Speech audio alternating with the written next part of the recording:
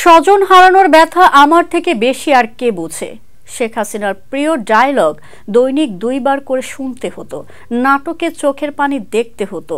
চেষ্টা করত উনি বাংলাদেশের মানুষকে নরম করার। তবে আমরা এই নাটক অনেকবার দেখেছি, চিনে ফেলেছি তাকে। বাস্তবতা হচ্ছে টিভির পর্দায় এসে সে এই নাটক করত, ঘরে গিয়ে ঠান্ডা মাথায় মানুষজনকে গুম খুন এই আদেশগুলো দিত বলে অভিযোগ করলেন সাকা চৌধুরীর ছেলে হুম্মান কাদের চৌধুরী।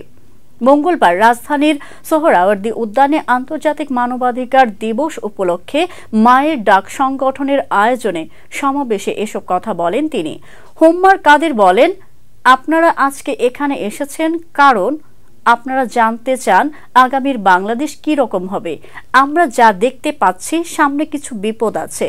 আমাদের পাশের দেশ বারবার বলছে অবৈধভাবে বাংলাদেশিরা ভারতে ঢুকে পড়েছে এবং তাদেরকে ভারত থেকে বের করে দিতে হবে।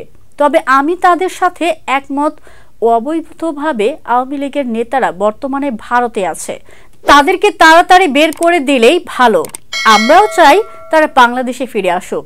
তাদেরকে কাঠ গড়ায় না দাঁড়ানো পর্যন্ত আমার বাবার আত্মার শান্তি পাবে না।